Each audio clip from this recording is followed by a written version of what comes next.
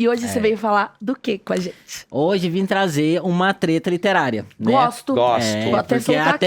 até mesmo esse universo de livros também tem suas tretas, seus cancelamentos, tem polêmica em todo o campo, né, gente? E hoje eu fiquei inspirado porque eu vi uma matéria, mas já vou contextualizar vocês. Quando a gente tá lendo, né, esses clássicos da literatura mais antigos, esses livros, eles podem conter um conteúdo extremamente racista, LGBTfóbico, e diversos outros tipos de discriminação contra grupos sociais específicos, né? De mulheres, de pessoas negras, pessoas LGBTs e tudo mais. E aí, quando a gente está diante desses livros, né? O que a gente deveria fazer, então, né? E aí existe um debate sobre isso. Será que a gente deveria não consumir mais essas obras clássicas?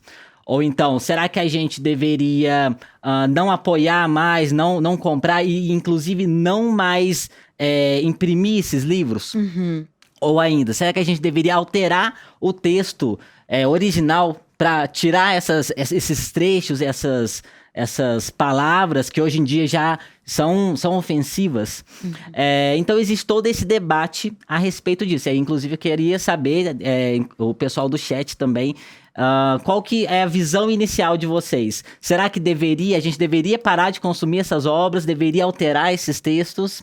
Né? Cara, é sua pergunta. Sabe que desde que a gente começou a pensar nessa pauta, eu comecei a pensar nessa sua pergunta.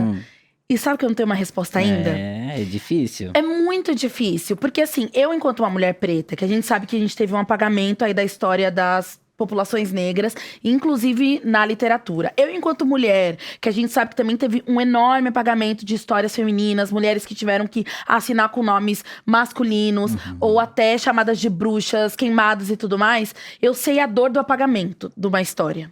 Mas, ao mesmo tempo, no mesmo lugar me fere a ideia de repente, minha filha tá na biblioteca e topar com um livro racista, um livro transfóbico, gordofóbico, e ter que recomeçar essa discussão. Ou seja, falei e não sei. Vocês sabem? Mas é porque eu acho que é uma questão muito complexa, né? Não, isso sim, sua opinião, Vitor. Não, é porque é isso, mas Tira ou não tira, Vitor? Então, mas é porque é isso. Eu acho que é uma questão complexa e ela tem os seus lados, assim. Então, quando a gente pega uma obra do Monteiro Lobato, por exemplo, né? Que é um autor que, nossa, eu que venho do Vale do Paraíba, Monteiro Lobato, por ser de Taubaté, você chega lá em Taubaté, você tem a estátua da Narizinho, você tem o sítio do Pica-Pau Amarelo que fica lá, sendo que ele mesmo, esse homem era tão escroto que ele, quando chegou em São Paulo, falou que bateu as botas no trem pra não trazer de Taubaté nem o pó. 200 anos depois, tá lá Taubaté batendo palma pra ele. Mas ele, quando você lê, a maneira como ele descreve a tia Anastácia, por exemplo, que é uma maneira extremamente escravocrata, extremamente racista. Isso e a gente lia isso quando a gente era criança, em nenhum momento isso era problematizado. Aí eu fico pensando, se eu tiro isso da história, beleza, eu tô atualizando, né, um livro que foi escrito, mas eu fico pensando, será que não seria mais interessante ou que tivesse uma nota, ou que pelo menos, a partir do momento que eu passo isso para as crianças, que eu leia e fale, olha, isso aqui é como Mas aí você população... Aí você tem que contar com todo o povo brasileiro, é muita gente. Com todo o povo brasileiro, é muita gente, pra fazer essa intermediação, né? Com a criança, é muita gente. Exatamente, né? Então é isso, né? Não dá pra contar com o bom senso das pessoas. Não dá pra contar com todo o povo brasileiro. Até porque eu já ouvi dizer que todo mundo tem bom senso, né? Que o bom senso é individual, né? O que você acha disso, Caí? Eu acho que eu tô no time da Chongs, porque assim... É difícil, né? Você fica pensando, poxa, a gente vai apagar a gente, né? O Jonas mesmo, ele contou lá na estreia que ele tem um clube de leitura de pessoas trans. E a gente, até há pouco tempo, não tinha coisas que a gente escrevia. E o que era escrito sobre a gente era no olhar cisgênero da coisa, né? Então, assim, cheio de estereótipos e várias coisas. Mas eu fico pensando muito nisso, né? Como que a gente vai... as nossas crianças vão pegar esses livros? Fico pensando no Gustavinho, na Maria Joaquina. Elas pegando um livro transfóbico que tem ali, sabe? Uma coisa que vai violentar elas quando elas estão lendo aquilo.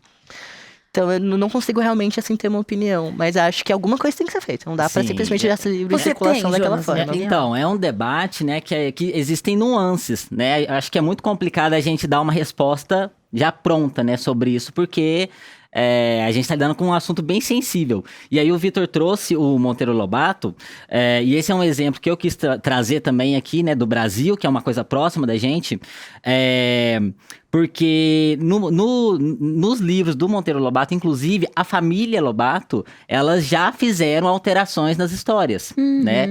Inclusive, se não me engano, a tia Anastácia agora, ela não tá mais como uma empregada da Dona Benta. Dona Benta. Ela tá com medo. como uma colega. Como se elas estivessem de igual para igual. Eu não li, eu não sei. Complicated, né? Eu não li, então eu não sei como que isso está sendo apresentado. Parece também que em ilustrações, agora a tia Anastácia, ela tá usando elementos da cultura africana.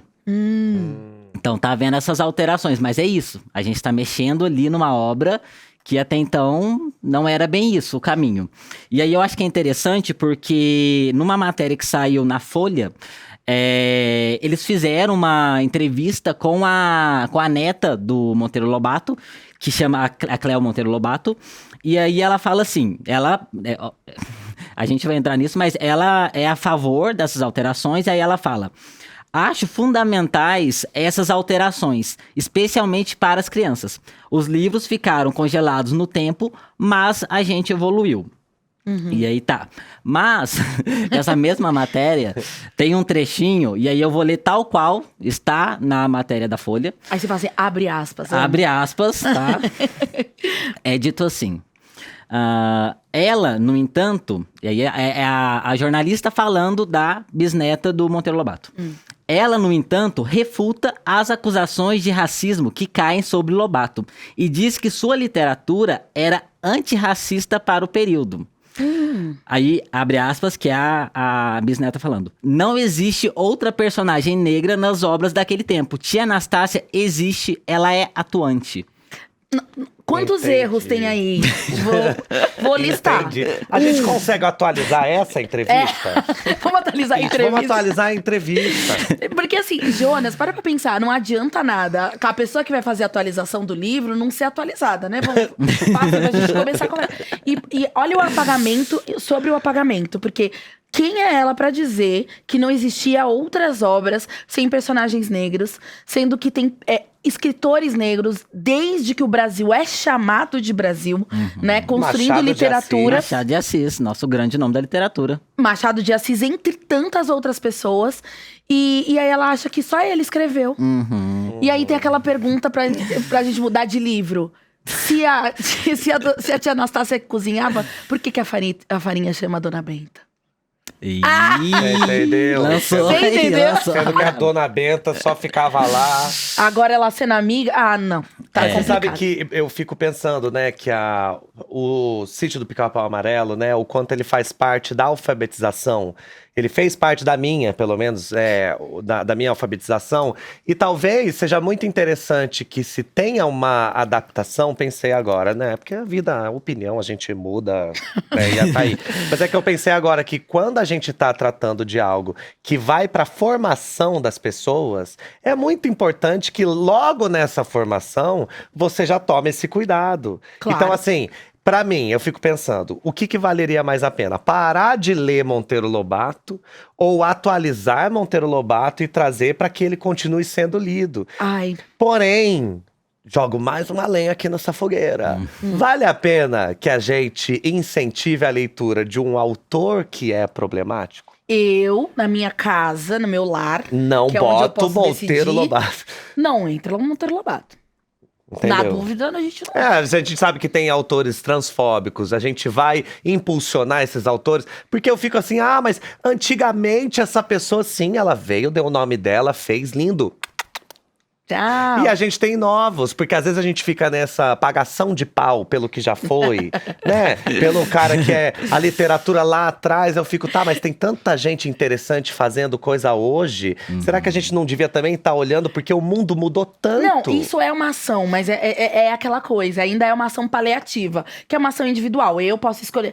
Eu acho que o que o Jonas traz, ele tá... A discussão não são essas ações paliativas. É sobre a obra, É sobre né? a obra. Tem outro exemplo, Jonas? Não, e aí só complementando, Vitor, que o Monteiro Lobato, em especial, Eu nunca parei para lê-lo. Daí não faço tanta questão, sendo sincero.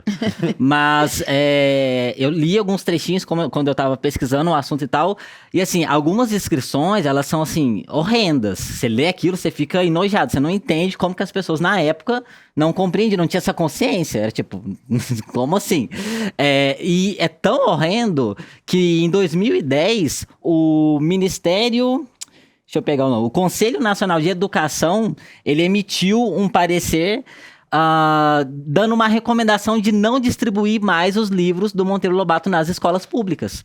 Chegou a esse nível em 2010. Um ano depois, eles revogaram isso e falou que apenas para contextualizar a obra. Tá. Então a gente está diante de uma questão, e aí do Monteiro Lobato em especial, e aí ele tem todo um histórico dele enquanto pessoa também, não só a obra dele, bastante sensível, né, pra se pensar, né? Uau. Tava aqui pensando, tem um exemplo, por exemplo, que eu acho que é uma pessoa que sempre conseguiu se atualizar, e é antigo, né? Turma da Mônica. Que É de acabou 59. de completar 60 anos. E assim, ao longo dos anos vem essa atualização a gente vendo, né? Tudo bem que assim, a Turma da Mônica é super engajada também no Twitter, né? Então tá realmente moderna. E você vê que tem essa tentativa do Maurício de Souza, que virou também, né? Essa marca Maurício de Souza, de atualizar sempre. Então assim, acho que é isso. O Monteiro Lobato sempre foi essa pessoa, né? Por que durante tantos anos deu-se palco pra ele, sendo que a gente tem outros e outros escritores pra poder fazer várias coisas que... Eu não fui alfabetizado com Monteiro Lobato. Acho que devo ter visto, assistido o Capão Amarelo ali na TV e tudo mais, mas eu fui alfabetizado mais com os gibis da Turma da Mônica, né? Então, e tem essa sempre atualização constante, né? Essa tentativa. Então, e essa atualização que você traz, ela é muito interessante, porque o que aconteceu? Recentemente, tem saído algumas notícias a respeito disso, porque o que está acontecendo é que algumas editoras, elas estão alterando trechos das obras para que eles, tirando algumas partes que ofendam grupos sociais.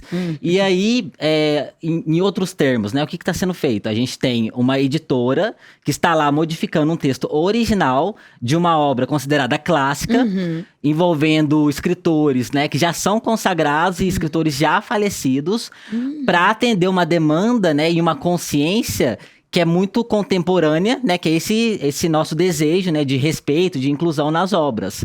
E aí lá fora, esse é um debate que ele tá muito acalorado, né, eu acho que até mais do que aqui no Brasil. A gente tem um exemplo do escritor que fez Matilda e a Fábrica de Chocolate. Tá. Né? O que aconteceu? Eles decidiram alterar trechos, né, dessas obras por outros, ou então simplesmente riscar. Um exemplo do que eles fizeram é que, por exemplo, eu não sei se em Matilda ou se é no da Fábrica, eles falam assim, né? Tinha trechos que era assim, um personagem era enormemente gordo, ou então, pequeno anão barrigudo. Isso eles decidiram cortar. Tá. Então agora por exemplo, tem um personagem que é Bunce. Então ficou Bunce, que era o pequeno anão barrigudo, agora é só Bunce. Não descreve o personagem. Não descreve o personagem. Mas aí o que acontece? Lá fora, o porta-voz, né, do escritor, que ele tem o escritor ele tem uma editora, uma companhia dele, né? Ele já é falecido, mas a família deu prosseguimento na obra, né? Aí ele fala assim: queremos garantir que as maravilhosas histórias e personagens de Roald Dahl, eu não sei se se pronuncia esse nome dele bem diferente, continuem sendo apreciados por todas as crianças hoje. Ao publicar novas tiragens de livros escritos anos atrás, não é incomum revisar o idioma sendo usado junto com atualizações de outros detalhes, inclusive capa de livro, layout da página, etc. Nosso princípio orientador tem sido manter as histórias, os personagens e a irreverência e o espírito aguçado do texto original. Quaisquer alterações feitas foram pequenas e cuidadosamente consideradas. Só que quando essa notícia foi ao ar, as pessoas não gostaram, né? Inclusive, o porta-voz do primeiro-ministro britânico postou um tweet falando assim: é importante que obras literárias de ficção sejam preservadas e não retocadas. Sempre defendemos o direito à liberdade de expressão. Ele é gordo? Ele tem Não anismo? sei. Ele tem Não nanismo? sei. Não. Então. Acho que não, né? Então. E aí, depois dessa polêmica, a editora, inclusive, decidiu, ela não ia mais. Como é que se fala? Publicar. Novas, as tiragens antigas. E aí, não, falou assim que agora a gente vai publicar a versão original, mas também uma versão tirando esses termos, porque eles entendem que seria mais receptivo para as crianças, para não ofender certos grupos sociais e tudo mais. Só piora, gente. Só piora, Jonas? Só piora. Eita, Você viu como o nós. Jonas conta pra gente que só piora? Ele é tão Só sutil. piora. Só piora. Porque aí tá, a gente tem esse exemplo, né? E aí, esse ano também vai ser relançada a série do 007. Tá. Que também tem, evidentemente, né, gente, várias frases racistas, machistas, homofóbicas, tem trechos de apologia ao estupro.